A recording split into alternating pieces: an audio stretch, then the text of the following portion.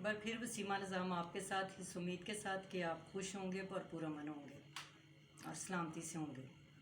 मैं गुज़श्ता दिनों में अपना सोशल मीडिया पर सर्च कर रही थी, तो मैंने वहाँ पर एक ऐसी वीडियो देखी कि जिसमें एक बुज़ुर्ग हैं जिन्होंने वो अपनी उम्र का लिहाज ना रखते हुए उन्होंने कुछ ऐसे नाज़ेबा कलमात कहे हैं।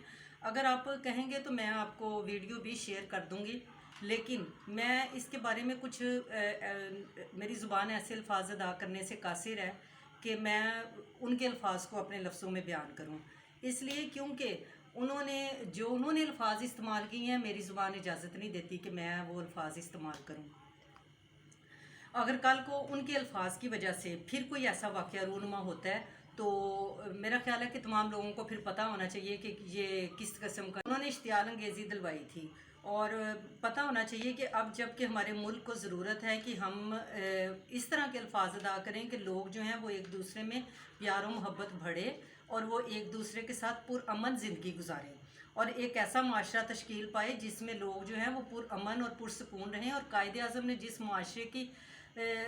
माशरे को कायदे आज़म चाहते थे कि वो पाकिस्तान बने, वो उस माशरे को सामने लेकर आएँ, ना कि उस माशरे को लेकर आएँ जो ये उम्र का लिहाज ना करते हुए ये शख्स अदा कर रहा है। ठीक है, जो कुछ उन्होंने कहा वो हो सकता है उनकी नज़र में बहुत अच्छा हो, लेकिन मैं उनको ये बात बताना चाहती हूँ कि आपने मसीही कौम के बारे में तो बहुत सारे नाज़ेबा कलमात अदा कर दिए हैं, लेकिन आप ये भाषण देते उन अंग्रेज़ी अदारों को, इंग्लिश इदारों को जहाँ पर इंग्लिश सिखाई जाती है, और साथ ये कहा जाता है कि आपको यूरोप कंट्रीज़ के वीज़े जो हैं वो हम जारी करेंगे और आप हमारे पास से ये एजुकेशन हासिल करें तो हम आपको यूरोप कंट्रीज़ के ऑस्ट्रेलिया, कनाडा और इस तरह के दूसरे यूरोप कंट्रीज़ में आप जाकर तो आप स्टडी वीज़ा हासिल कर सकते हैं और वहाँ पर जाकर अपनी तालीम के साथ साथ आप यूरोप कंट्री के लोगों की ग़ुलामी भी कर सकते हैं। सिक्योरिटी गार्ड बन जाएंगे,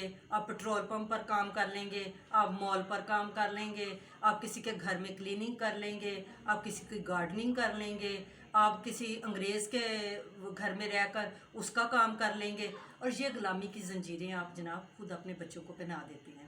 वो बच्चे जो पाकिस्तान से भागना चाहते हैं, इसलिए भागना चाहते हैं क्योंकि उनकी परवरिश आप जैसी जहनीत कर रही है और वो चाहते हैं कि वो बाहर जाएं और बाहर जाकर पुरअमन और मगरबी ममालिक को पुरअमन जब देखते हैं तो फिर वो वहाँ जाने की बात करते हैं। और आप ये भाषण उन लोगों के लिए दें जो वहाँ पर जाकर खुद गुलामी की ज़िंदगी कबूल करना चाहते हैं। आप पाकिस्तान को ही ऐसा वतन बना दें कि बाहर जाने की ज़रूरत ही ना पड़े, नौजवानों को यहीं पर ही रोज़गार मिल जाए, नौजवान यहीं पर ही इल्म हासिल करें, यहीं पर ही उनको अच्छी और बाइज़्ज़त ज़िंदगी मिले। जब वो वहाँ पर जाते हैं तो वहाँ पर जाकर उनको उनकी मेहनत का मुआवजा मिलता है जनाब, वो ऐसे ही नहीं भागते पाकिस्तान से।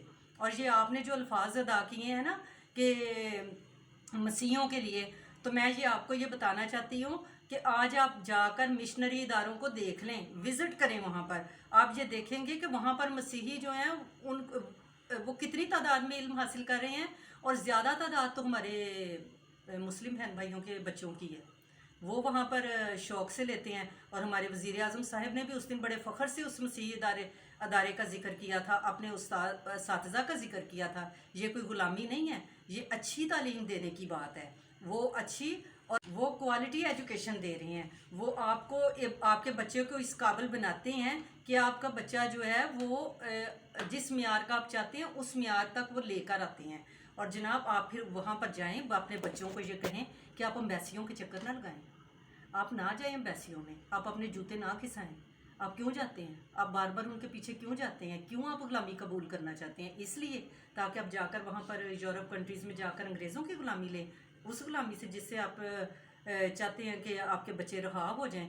तो आप तो खुद अपने बच्चों को भेजते हैं अपने मकानात। पिछले दिनों क्या हुआ था यूनान में वो जो किश्ती उलटी थी, क्या हुआ था वहाँ पर? कितने पाकिस्तानी थे जो जा रहे थे इटली, और इटली जाते हुए वो गैर कानूनी तौर पर, जबकि उनके एजेंट ने उन्हें बता भी दिया था कि ये रास्ता महफूज नहीं है, फिर भी उन्होंने जाना गवारा किया, अपने घर पर फ़रोख्त कर दिए और अपने जेवरात फ़रोख्त किए اور وہاں پر وہ کسی نہ کسی طریقے سے پہنچ جانا چاہتے تھے. وہ کہتے تھے ہم اپنے گھر کے حالات بدلنا چاہتے ہیں, ہم بے شک وہاں پر جیسے بھی زندگی گزاریں لیکن ہم وہاں پر جانا چاہتے ہیں. آپ یہ بھاشن ان کو دیں, آپ ان کو سکھائیں کہ اپنے ملک میں رہیں, ریڑھی لگا لیں, دکان بنا لیں, کچھ کر لیں, لیکن اپنے ملک میں رہیں, اپنے ملک کا نام سر بلند کریں, اپنے ملک کا نام روشن کریں. یہ جو فرقوں کی بازی کھیلی جا رہی ہے نا, یہ کھیلنی بند کر دیں, اس لیے کیونکہ اس کا فائدہ کوئی نہیں. اس سے ہمارے اپنے بچے ہی ترقی کی دوڑ میں پیچھے رہ جائیں گے.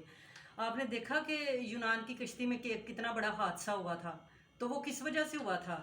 تو جناب والا, یہ جو آپ نے ذہنیت تیار کر رہے ہیں نا, یہ بند کریں. ایسا نہیں ہونا چاہیے. اب وقت جو ہے نا وہ آگے بڑھ چکا ہے. اب ہمارے بچے جو ہے نا وہ آگے بڑھنا چاہتے ہیں. اب ہمارے بچے جو ہے نا وہ ترقی کی دوڑ میں دوسروں سے آگے نکلنا چاہتے ہیں. اب وہ اپنے گھروں کو پرسکون ماحول دینا چاہتے ہیں. اب وہ بھی چاہتے ہیں کہ وہ اچھی زندگی گزاریں. آپ ان کو کون سی زندگی دے رہے ہیں؟ آپ ان کو کون سی زندگی کی طرف لے کر جا رہے ہیں؟ آپ ان کو اس زندگی کی طرف لے کر جا رہے ہیں جو ترقی کی دوڑ میں ان کو ساتھ نہیں چلنے دے گا. ہر چیز اپنی جگہ پر ٹھیک ہے. اور آپ نے یہ کس طرح سے کہہ دیا کہ مسیحی قوم جو ہے وہ انہوں نے قرآن کریم کی بے حرمتی کی مذمت نہیں کی.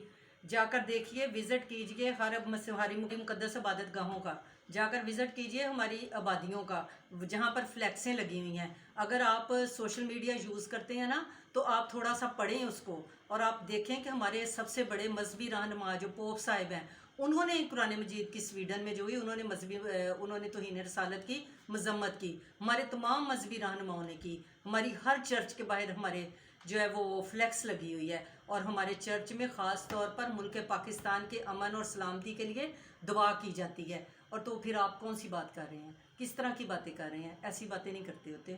کیونکہ اگر آپ پاکستان کے وفادار ہیں تو یہ مت بھولیں کہ پاکستان کی بنیادوں میں مسیحیوں کا لہو شامل ہے. اور یہ بات یاد رکھیں کہ جس پاکستان کو آپ اپنا پاکستان کہتے ہیں, اقلیتوں سے اکثریت بنانے میں پاکستانیوں کے ایک مسیحی نے ووٹ ڈالا تھا, تو پھر آپ جو ہیں وہ اقلیت سے اکثریت میں تبدیل ہوئے تھے. ان کا نام ہے دیوان بہادر ایس پی سنگھا صاحب. اگر وہ ووٹ نہ ڈالتے تو آپ آج اتنی باتیں نہ کر رہے ہوتے, آج آپ ہمیں الزام نہ دے رہے ہوتے. آج آپ نے اتنا بڑا جو الزام لگا دیا ہے نا, آج آپ یہ نہ کر رہے ہوتے. آپ ذرا تھوڑا سا تاریخ کا مطالعہ کریں. جب آپ سوشل میڈیا پر آتے ہیں تو تاریخ کے مطالعے کے حوالے سے آیا کریں. اس طرح سے کام نہیں چلے گا. آپ کچھ تھوڑا سا ہوش کے ناخن لیں, اور اپنی قوم کو, اپنے بچوں کو حصوں میں بٹنے سے روکیں اس کو. اور آج کل تو ہر ملک جو ہے وہ مذہبی ہم آہنگی پر زور دے رہا ہے کہ تمام مذاہب کو اکٹھا ہونا ہے اور تمام مذاہب کو مل کر رہنا ہے. تو آپ تو ان کو الگ الگ کر رہے ہیں, آپ ان کو بانٹ رہے ہیں. اب آپ کچھ تھوڑا سا پاکستان کی حالت پر رحم کریں, کیونکہ پاکستان تو پہلے ہی, آج آپ دیکھ رہے ہیں بلوں کو جلایا جا رہا ہے. معاشی ترقی میں پاکستان پہلے ہی بہت پیچھے ہے. ہمیں کوئی ملک جو ہے وہ قرضہ دینے کے لیے تیار نہیں ہے. تو آپ پھر کیا کر رہے ہیں؟ یہ اس طرح سے نہ کریں. پاکستان پہلے ہی بہت پیچھے جا چکا ہے, اور اس طرح سے ذات اور پات کی بات مت کریں, اور پاکستان کو مضبوط بنائیں. پاکستان کی ترقی میں خوش ہوں, کیونکہ ہمارے اوورسیز ہیں جو پاکستان کی ترقی میں اہم جو ہے وہ رول ادا کرتے ہیں. اور پاکستان زندہ باد.